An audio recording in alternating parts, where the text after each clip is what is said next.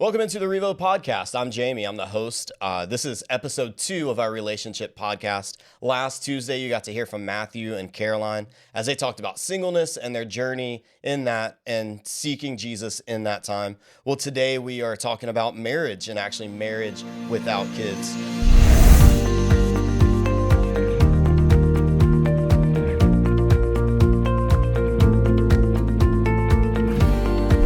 I'm joined here with some of my friends and my beautiful bride. So if you would take a second and just introduce yourselves. Yeah, hi everyone. I'm Casey. I'm Jamie's wife. We've been married for about 3.5 years. We got married in August 2020, but we've been together 8.5 years. So that's really exciting. What about you, John?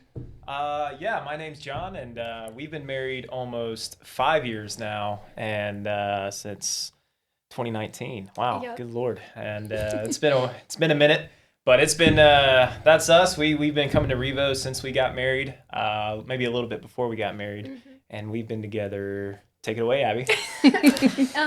About the same time, almost 8 years. Going on 9 this year. So my name's Abby Wood. I sing here at the South Fork campus on the worship team.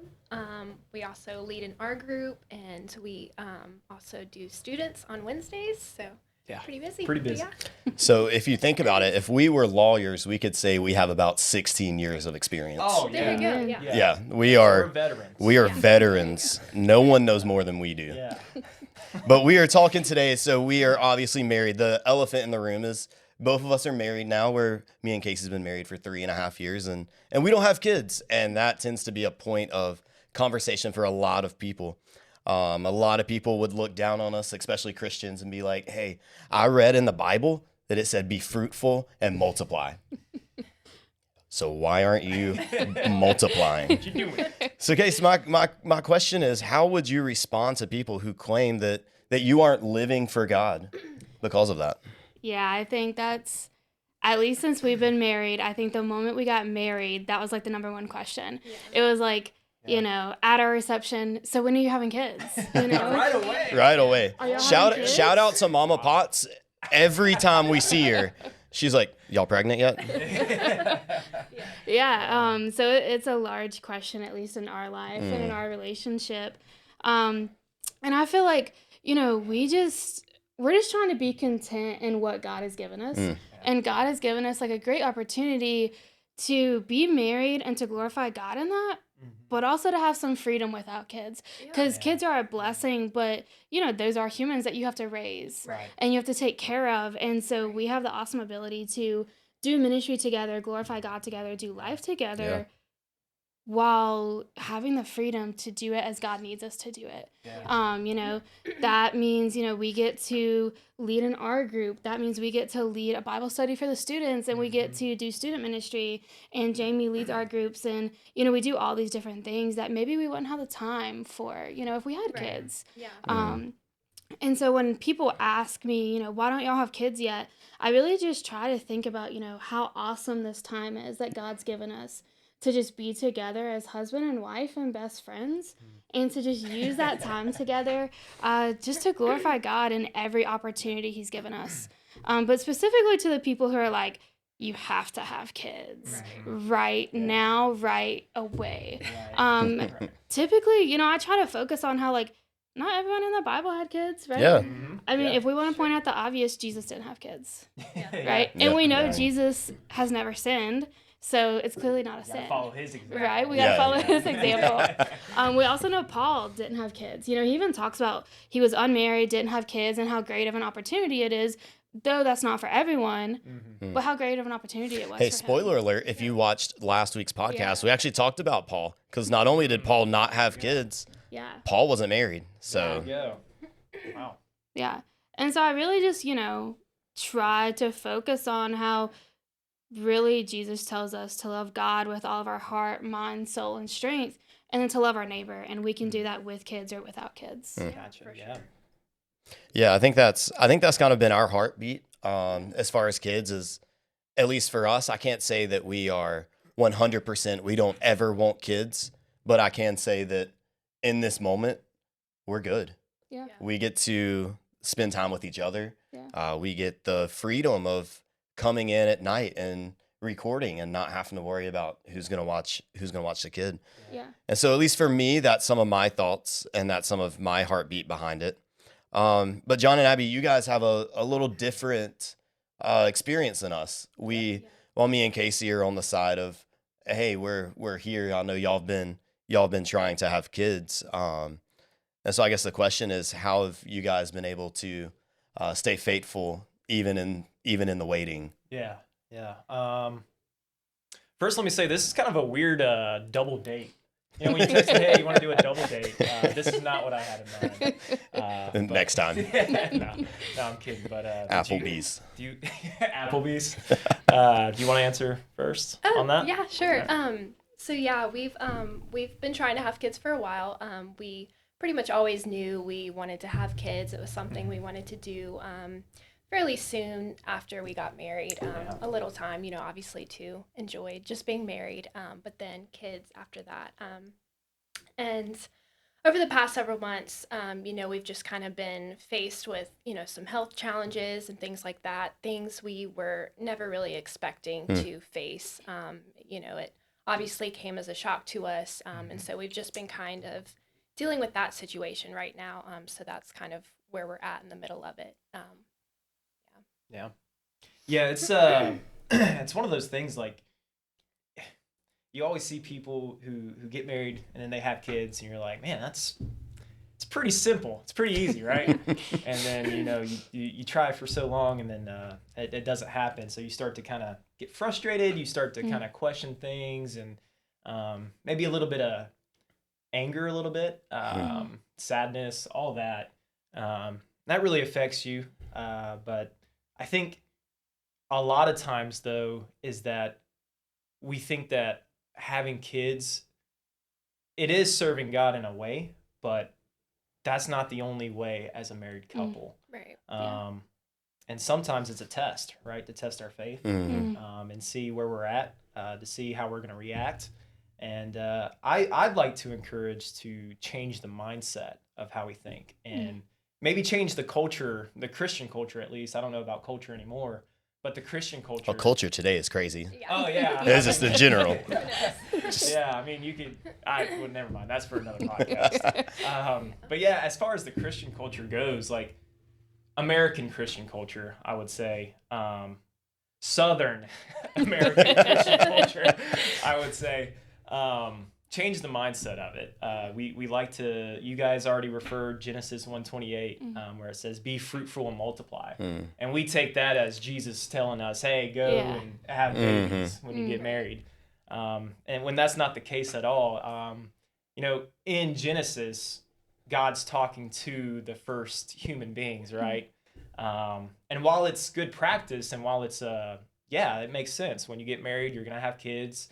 And of course, back then that helped because you needed help. Yeah. Right? Yeah. So that's Someone had to push that plow. Right. Somebody had to push the plow. Adam's not doing it forever. Right. So I think we changed the mindset on pushing all married couples to have kids, because sometimes, unfortunately, I mean, we're right in the middle of a situation right now, and some people have already found out, like, hey, like you can't have kids, and that wrecks their world, right? And it becomes more of a identity crisis now. It's like, okay, well, I was planning on being a father. I was planning on being a mother. Yeah. And I'm sure for women, it's a lot harder Yeah. on them, right? Yeah. And so to find that out, you kind of lose your identity. It's like, well, what's my purpose now? But thankfully, Jesus came and gave us a purpose, right? Yeah. I mean, that's the whole point, is he gave us salvation. He gave us the opportunity to worship him. Yeah. And that's a beautiful thing. And right now I'm not really sounding very, prosperity gospel. And I'm sorry. I wish I could. I really wish I could, right? But here's some encouragement from Romans 4:13 through 21. I won't read all the verses, but the context of it is basically Abraham being faithful to God. And at verse 18, I'll just start there. He believed, talking about Abraham, he believed, hoping against hope, so that he became the father of many nations according to what had been spoken. So will your descendants be. He did not weaken in faith when he considered his own body to be already dead, since he was already about 100 years old, right? He was an old dude saying that he was going to have a kid. Like, that's weird. And the deadness of Sarah's womb. But Abraham did not waver in unbelief at God's promise, but was strengthened in his faith and gave glory to God, because he was fully convinced. Now this is it. He was fully convinced that what God had promised, he was also able to do. God was able to deliver on that promise. Yeah. I think that's huge. That's huge, right? Yeah. Because God's promise to us is salvation. Hey, Yeah. we have an opportunity. We have this gift of salvation. And I promise you, if you believe in me today, you can have that gift, right? And now, my identity, no matter what happens to me, no matter what happens to you, no matter what happens to you guys, like, that's my identity. Yeah. I'm a child of God, and that's huge. He's preaching. Yeah. I'm sorry, I'm going off. That's great. No. Yeah, I think Abraham's a big example in that, of if you are waiting and wanting kids, you got to remember Abram. He was Abram before he was Abraham. Abram meaning father of many. And I love the story of Abram and Abraham. If we can side tangent for a second, I think the story is so crazy because where he lived was in the middle of two big cities. Right. And so people would often come and they would stop at his house, and then they would go the next day to the city. And so every time they'd see Abram, and it's the father of many, and yet he's 70 and has no kids, people would just laugh and make fun of him. Well, then God showed up and said, "You're not Abram, you're Abraham." He changed it from father of many to father of nations. Yeah. And yet for 24 more years, there was no kids. Yeah. For 24 more years, people were coming by his house daily and being like, "Oh, what's your name?" "Abraham, father of nation." "Where's your kids at? Where are your kids?" And you know, Abraham's sitting there like, "This is the Lord. The Lord told me this is going to happen. I'm trusting the Lord. My identity is not in father of nations. My identity is in God." Right. Yeah. And so when I think of that story, it's like, man, if kids is what God's calling you for, then kids will be what you'll have. Yeah. If God's calling you to have no kids, then you'll have no kids. Yeah.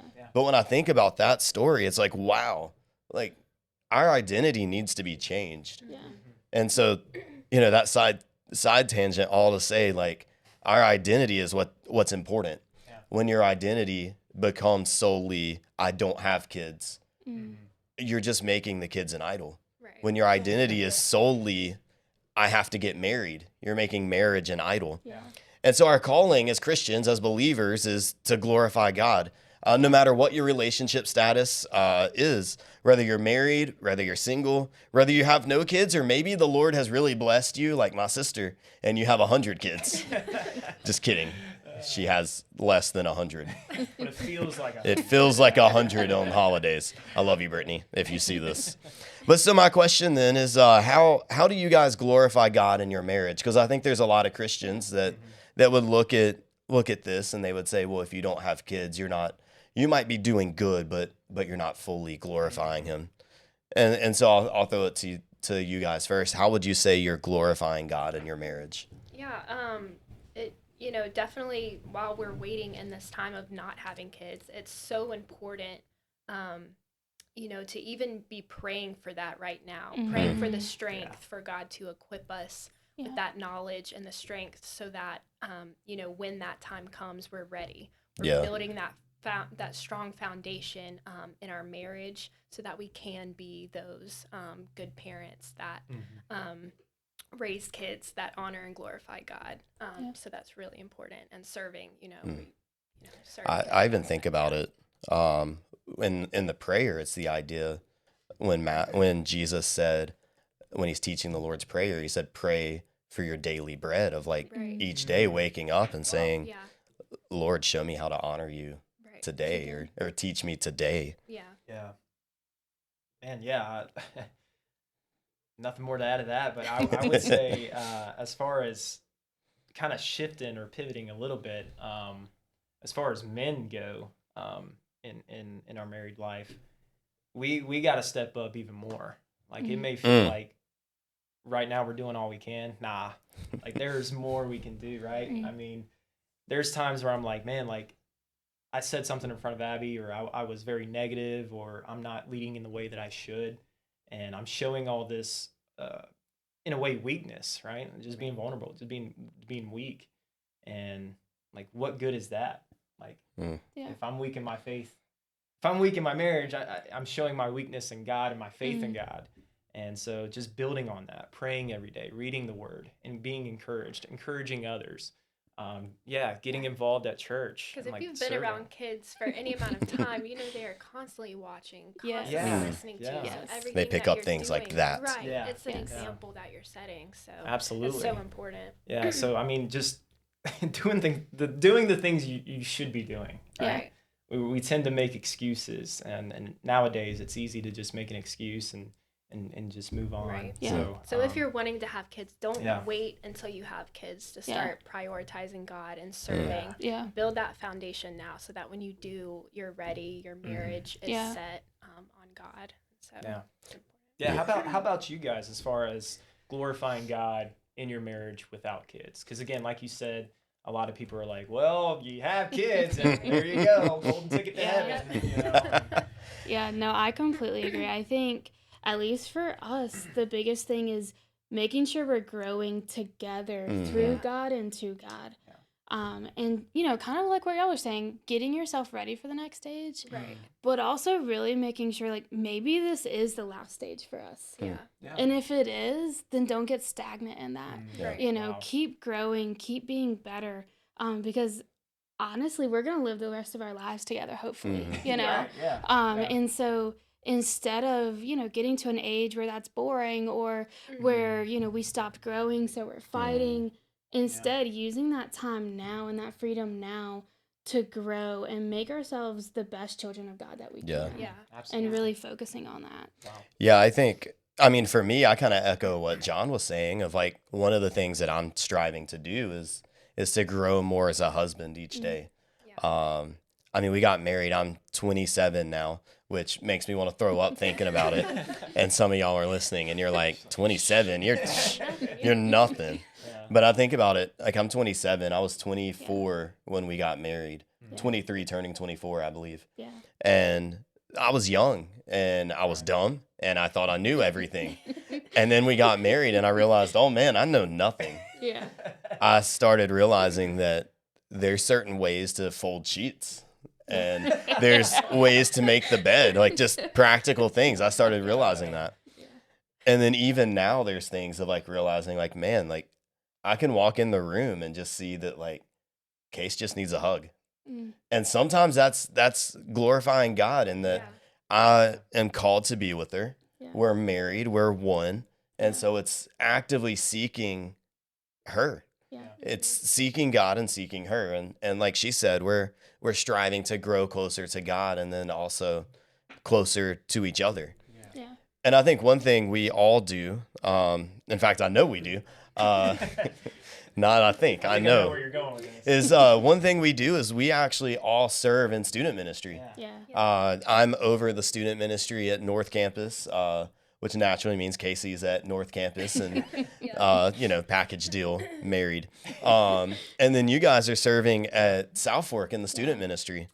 And I think that's so good because when I think about it, like for example, Titus 2 talks about how we're called to train up young men and young women.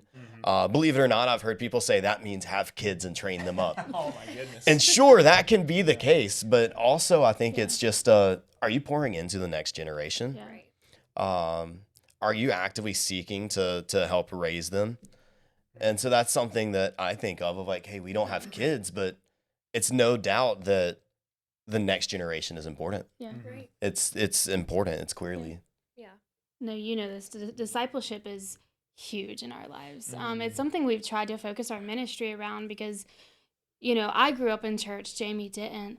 But growing up in church, even though I was there and I was around people, I'm not really sure there was anyone outside of my parents that was like, I love you and I want to see you grow in God. Yeah. And so when I started ministry with Jamie at 18 years old, I think that was a Babies. thing. Yeah, babies. Y'all knew everything. Everything. I think that was a huge thing for me of like, I told Jamie, I want the girls that are in our student ministry to know how much I love them and how much Yeah. I want them to grow and love God. And not just for the world to tell them that, but for them to have like a Christian woman in their life telling them how amazing they are, how much God loves them, how beautiful they are, how smart they are. Yeah. Because I just think that's so huge. Yeah. And I can do that without having kids on my own. Yeah. And actually, it's a major kind of advantage, if you want to say, that we get to spend all this time with students that we may not get to in the future if we have Right. kids. And you don't have to take them home. Yes, Yeah. and we don't have to take them home. We get to have them and then send them home to someone else. And so, no, I lead the high school girls at North Campus, and they have just been such a blessing in my life, but they're not my own kids. Right. You know, and I think we sometimes forget that we can be blessings to students and they can be blessings to us, and they don't have to be your own flesh and blood. Yeah. You can disciple them and partner with the parents and help them Yeah. grow Absolutely. without being their parents. Yeah. Absolutely. You know? For sure. Yeah. And so I think whether you have kids or you don't have kids, I think it's a mindset. Yeah. It's For a sure. mind shift, if you will. Yeah. Like we talked about it. It's Definitely. not our goal in life is to have kids. That can be a blessing, but Absolutely. I think at the same time, it's a blessing to not have kids. Mm. Because if you don't have kids, you're able to say yes to so many things. Yeah. You're able to lead an R group, Yeah. serve on student ministry, Yeah. come and record a podcast, Yeah. serve in worship and production, Yeah. all while not having to worry about where are our kids going or who's keeping them.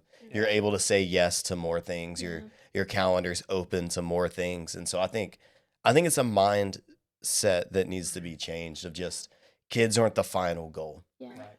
It's just like we had a baptism service a couple weeks ago, and it's the mindset shift of baptism was not the end goal. Yeah. Yeah. Baptism is a springboard, Yeah. Right. but it's not the end goal. Kids is not the end goal of who we are as people.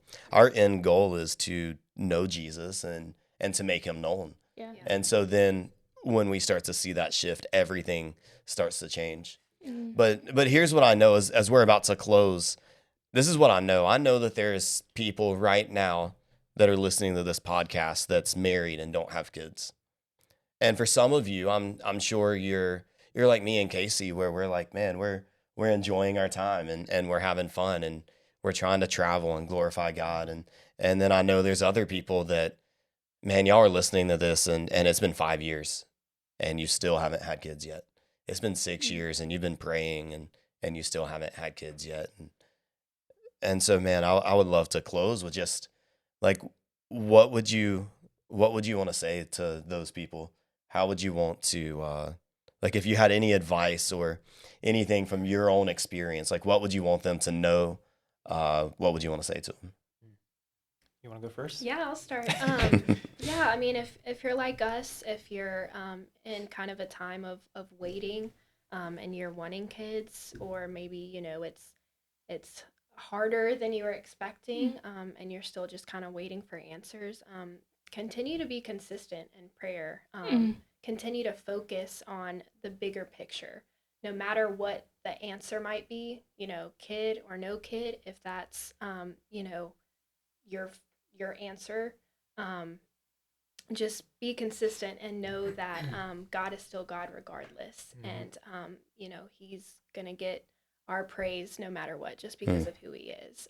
So that's why I've really liked this 21 days. They've been talking so much about being persistent in your prayer, and so I kind of wanted to close with a verse from James. We've actually been going through James in our art group, so this verse. Shout out our kind of been- groups. Yeah, we've been reading through. Also, shout out the book of James. Yeah, for sure. It's a good one. It's James 1:2-4, and it says, "Consider it a pure joy, my brothers and sisters, whenever you face trials of many kinds, because you know that the testing of your faith produces perseverance. Let perseverance finish its work so that you may be mature and complete, not lacking anything. So that pretty much sums it up. Yeah. Need I say more? Yeah. Yeah. I mean, it's tough. Like I said, we all know, like, some people make it their goal, like, to have kids. Like, that's it. Like, this is it. And, like, for some of you, it may not be happening right now, and it's really tough. First thing, pray. Second thing, cry it out, man. Just go ahead and just give that emotion to God. Go ahead and cry it out. Cry to each other. Lamenting. Yes. As we learned a couple of weeks ago. Share it with your husband and wife, and if you have people in your life where you can talk to and just be like, hey, like, I'm struggling, man. My wife's going through it, and it hurts me to see her hurting. Yeah. Please pray. Like, things like that, man. Just give that to God and share that with your church. If you're watching from a different church, share it with people that you know at REVO. Yeah. I'm so thankful for, the community of Yeah. friends that we have here that absolutely. we know are praying for us and, encouraging us, because that's so important to have people, especially, a spouse, but also friends and stuff like that. And it makes it easier, like, sure. it's hard, but there's people who are, like, right there with you. Yeah. Right. Right. And I think the last thing I would say is, we've been saying it all throughout the podcast, is change your mindset. Remember that you woke up this morning. Remember that you were able to eat and enjoy food, maybe a little too much. Remember that you were able to go to work. You're able to make a paycheck. Yeah. You have Which home. is a blessing. It's a blessing. We forget that. Yeah, and then a couple of weeks ago, we had that really cold week, and we were able to go home and just hide under the blankets and get all warm and stuff. That's a blessing. Like, everything after God's promise of salvation is a blessing. Yeah. And sometimes we don't get what we want, but that's okay, because we have a God who wants us. And that's... What more could you ask for? What more could you ask for? So. Yeah. Yeah, I think I would just echo that. Change your mindset. Our purpose in life is not to have kids. Our purpose in life is not to even be married. As much as I love it, I love hanging out with my best friend every single day. Our purpose in life is to love God and to glorify Him and to be His child. Yeah. And I think we need to remember that first is we are His child. Right. And if we change that mindset, then we'll be able to be content in our circumstances, and that goes for whether you're me and Jamie and we're okay not having kids right now, or if you're trying, being content in those circumstances and, being excited for the opportunities that God has given you in that moment. Right. Always looking to the next. Yes. Instead of trying to hit that fast forward and just skip, which I'm always trying to do. Yeah. Instant gratification. Yes. Yeah. Yes. The Amazon theology. Yes. Yeah. Now. Yeah. Instead, be content in all the opportunities He's given you. I feel like that's really what we're trying to do, and what we're trying to learn more than anything is to be content in those opportunities and to honestly take advantage of the freedom that you have. Because children are a blessing. We love our student ministry. We love the students in there. But take advantage of the freedom that you have now to say yes to all of those things that you want to say yes to, that you might not get to say yes to in the future, that you might have to take a step back from, but say yes now to everything that God's given you that you want to say yes to take advantage of that. Hashtag Sunday afternoon naps. Yes. Yeah. And so just, stay focused on that. Your purpose is to glorify God and be His child and to be content and honestly enjoy the life you've been given. Yeah. Wow. So yeah, that's there's nothing more I can say about it. If you're married and you don't have kids, that's okay. Yeah. Because you're God's child. He still loves you. He's still there for you. And so whether you're in the waiting or you're celebrating or you're unsure, just know that He's there and that He loves you. This has been the REVO Podcast. So excited to see you next time.